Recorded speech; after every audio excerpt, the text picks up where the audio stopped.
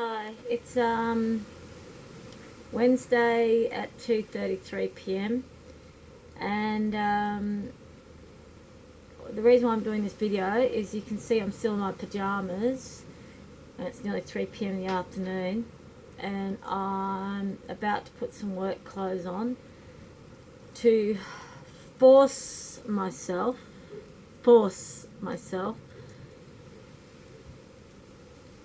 to continue on working on the library and the kitchen, and also to get on to watering some plants that urgently need to get watered to get through this first summer. Like the trees I just planted, the first summer is always you've got to baby them.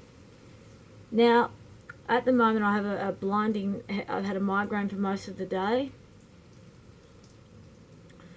I woke up around the 6 o'clock mark. I couldn't get out of bed until about 9:30 a.m. because it was just excruciating. And my neck is in absolute excruciating pain. And yeah, I'm just in a lot of pain right now inside my head and inside my body. And I woke up this morning knowing that I had heaps to do. Each day I've got to plod, and today I didn't have any appointments, so I didn't have to leave the house for anything, so I thought, okay, this is a day that I'll get up early. Last night I did some work until pretty late last night, and again last night I forced myself to do that work to get ahead, because I didn't feel good last night. Yesterday I had a really big day of grief, and the day before that, and I was like, God, I just get moving forward, and so I worked until about 11:30 last night, and I felt like because a lot of it's plod stuff at the moment.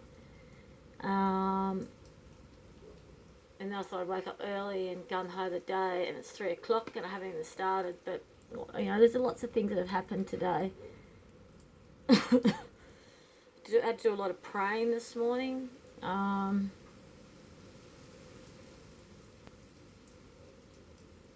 Of getting to a place of deep gratitude for everything that is working, for everything that's good, Always having a place of gratitude and grace. And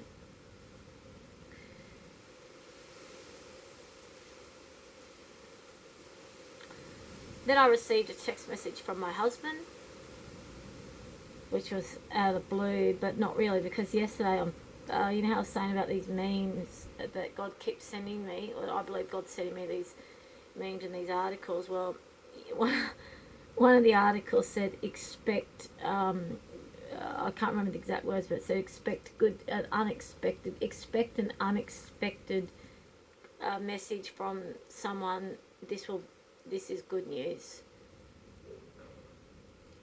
And something else, it said something else, and I just thought, and it's talking about beginnings and new beginnings and blah blah blah blah blah, and time of I just went on and on and on about what this unexpected message was going to be the beginning of. And immediately I thought, oh, I bet you my husband contacts me tomorrow. So when I received this message this morning, I wasn't surprised. And it's a very all over the place message. So there's warmth in it, there's kindness in it, there's disparaging shutdowns in it, there's it's just the most confusing message. And I sent it to copied and pasted it to a few of my friends to say, look, Anthony's been in contact with me, so what are your thoughts on this message and your suggestions on how for me to respond? And so one of my friends, my beautiful friend Desiree, not only did she ring me, she constructed something in writing for me, and we had a big long chat about what we deconstructed my husband's message to me and all the different elements of it, and she's given me an idea of how she thinks I could respond. And then she got to pray. She goes, you must pray, God will give you the perfect words. And this is a little cute little guy left over on my table from Christmas. Isn't he beautiful? Cute little guy. Got to still put the Christmas decorations away. yeah, it was really interesting having that conversation with my friend. But before my friend rang me while I was on the phone to a lawyer. So I rang her back after the call with the lawyer, and I was able to give my friend Desi the rundown of what the lawyer and I had discussed. And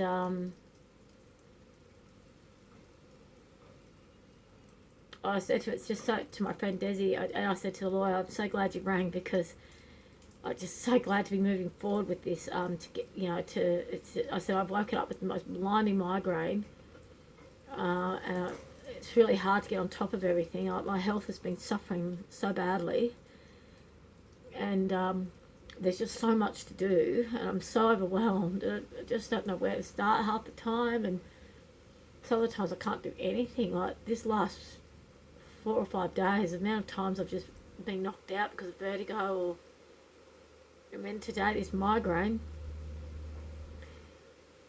So it was a really good call with the lawyer today. I was really happy to start discussing and unpacking ways to move forward. And it was just a preliminary conversation, and I've got a 1 hour discussion over the phone on Friday, which I'm really looking forward to. And I've got a few days now to write some notes down, and then they will over the phone write my notes down, and they'll construct it in a legal way, which I'm really. So now what they basically said, you don't have to write it. You do your dot points, and you just talk it, and we'll write it. And I said thank you so much, because I've been finding it so hard to write, or to get my thoughts on paper, or to get onto a computer in the library, or so I was like, thanks God for bringing this beautiful, compassionate lawyer into my life.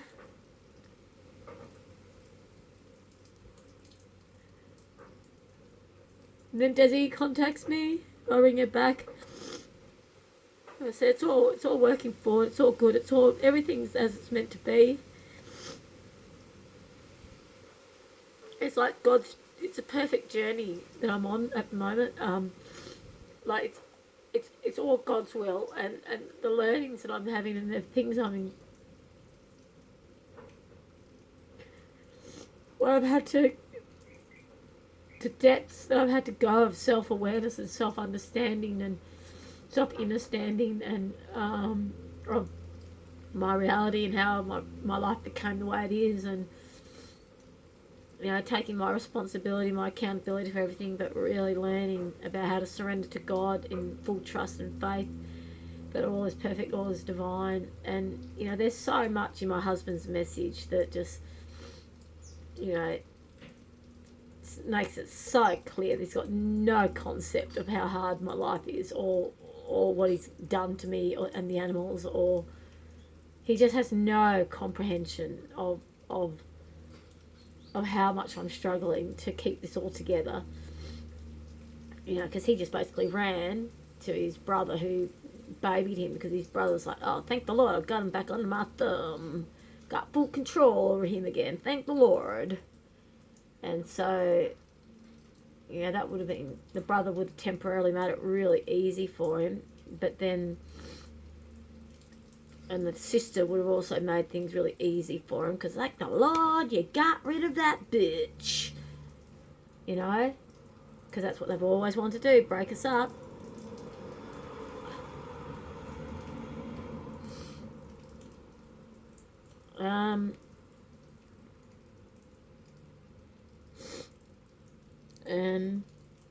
And then he's rushed off over to Melbourne to be with his ex-wife, because she'll look after him, because, thank Lord you got rid of that bitch.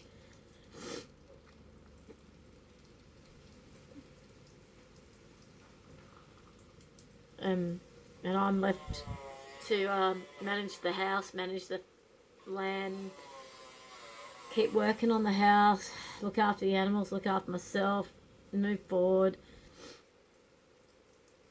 And in the message, it's so clear that he thinks he can just come back whenever he wants. It's unlikely I'll be returning anytime soon. Oh, really? Oh, really?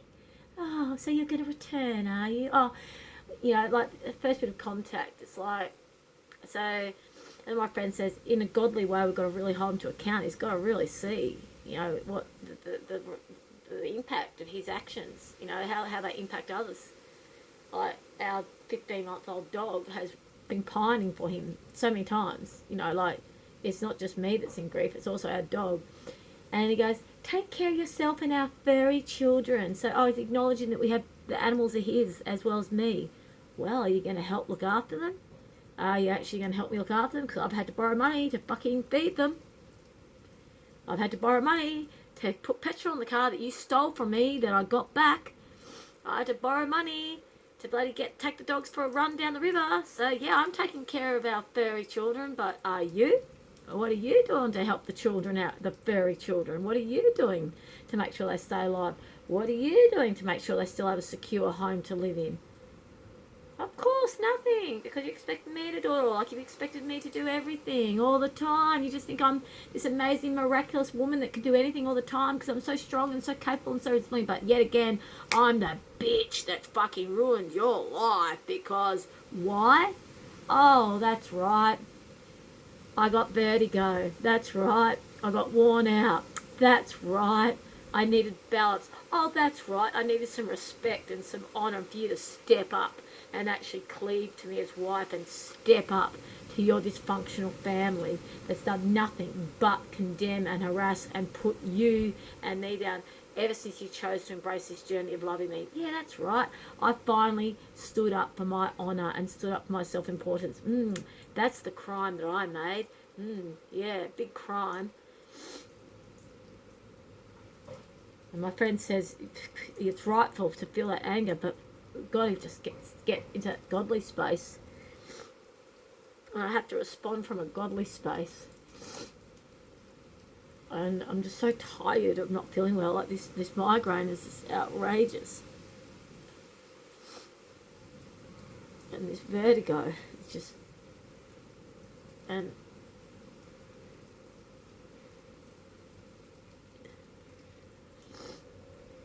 there's just so much to do on this house.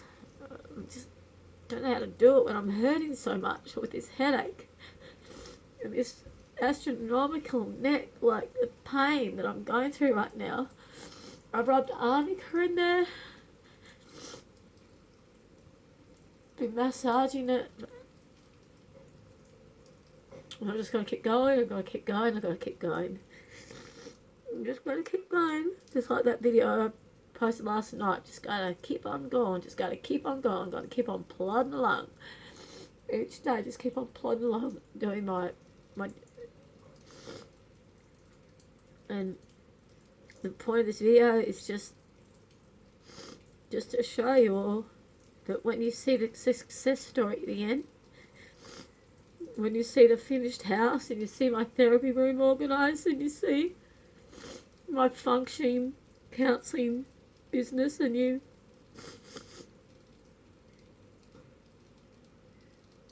just know that I had to push through moments like this. So broken and so sad. And so tired and in so much pain and just continually this is the day before my husband left. And the main thing that really broke me was him berating me for pushing through these feelings. So I've had this pain in my body, this vertigo and other issues for so long. I've been having health issues a lot lately, and he got to the point where he was berating me. I told the police this.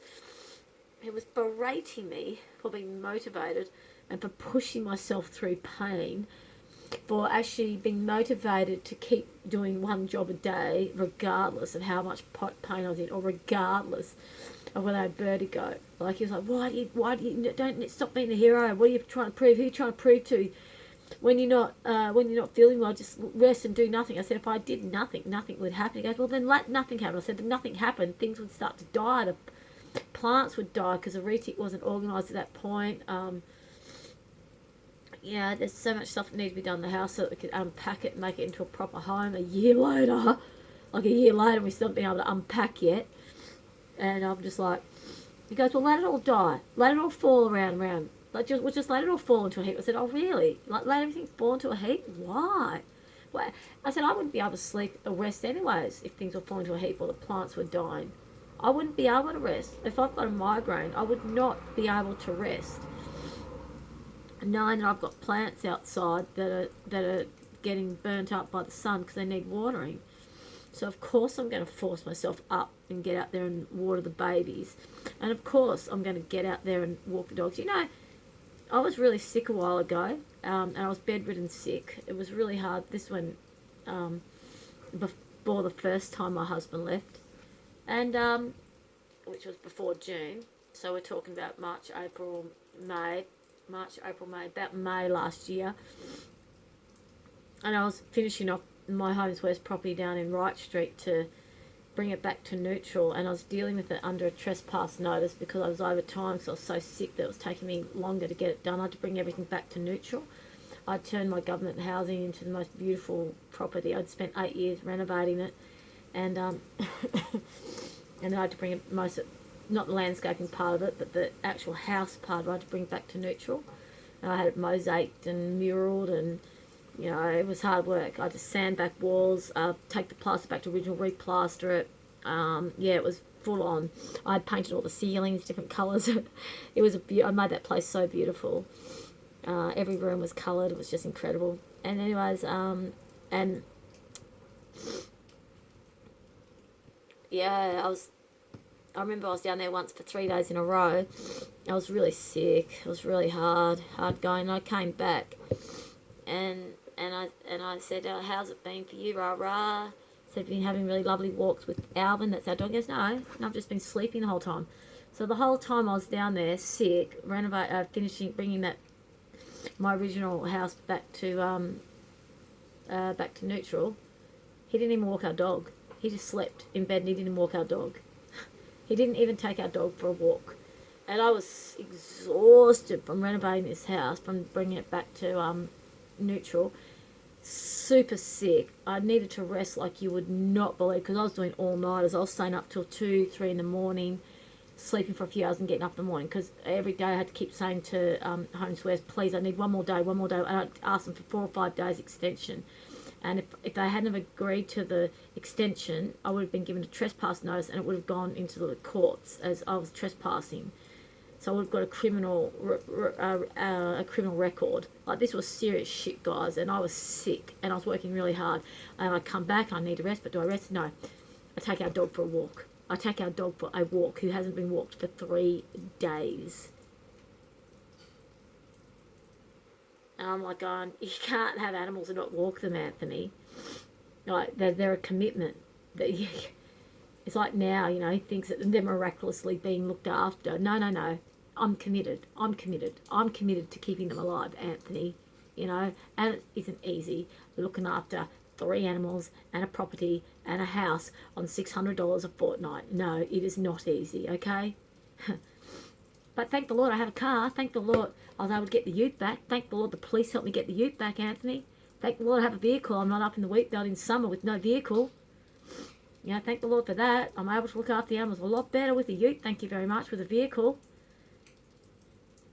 I had a car, and I sold it, because he said, I'll sell your car, and you know, we'll share my cars. My cars are your cars, you know. The ute was bought as a work vehicle, like, and I even remember saying, I want my name on the cars as well. He goes, there's no need, they're your cars as well. Oh, really? So as soon as he leaves, the first day he's down with his brother, it's like, yeah, make sure she's got no cars. Make sure she can't get around anywhere. What else can we do to make it hard? Oh, shut down the electricity. What else can we do? That's the brother's attitude. What else can we do to make it hard for her? What else can we do? What else can we do to fucking kill her? Oh, the dogs might die at the same time if she gets killed. That doesn't matter. That's the brother's attitude. And yeah, Anthony goes, yeah, oh yeah, I better do all this. I better get rid of her. Oh yeah. The dogs are gonna suffer. Oh, but that doesn't matter. As long as I get my brother's approval, as long as I get my brother and sister's approval, I've got to get approval from somewhere, I've got to feel safe somewhere, someone's going to make me feel safe. Well, what about dignity and integrity, Anthony? What about dignity and integrity? Take care of yourself and our furry children, and you're prepared to have them not being able to get to the river by stealing the vehicle from them that helped me get them to the river. You don't check to see if they're okay. Well, he only just went to Melbourne a couple of weeks ago, so he's been in WA for, a month. And I've organised times for him to see the animals where other people would drop them off for him, and he didn't have to see me. But did he arrange, did he agree to that? Did he make that happen? No. Did they actually really mean anything to him? Oh, maybe when they're in front of his face, or I don't know. It's weird, guys. It's weird. It's fucking weird. It's weird. You know, this guy's can be so fun and so loving and so kind and so attentive, and do I love him with my heart and soul? Oh yeah. Why? Because that part of him is incredible. He has a very beautiful personality. So there's a part of him that's just extraordinary. You know, the magical, the musician part of him, the playful magical dragon part of him. But this other part of him, and that's why I keep praying to God that gets healed, because I can't play the dance anymore. I'm not playing the dance of allowing psychological abuse in my life anymore. Just over it. And I have to say that this last message was illuminating, because it's like 4 or 5 different people wrote the one message. It really shows you that he's just really all over the place with his emotions. Like, each sentence has basically got a different ethos and a different attitude and a different energy. And it's like, well, who's the real you, dude? And when are you going to acknowledge how difficult it is to actually interact with someone that's all over the place and inconsistent and so quick to go for the jugular the minute they think that their needs aren't being met? Well, what about balance and courage and commitment? And what about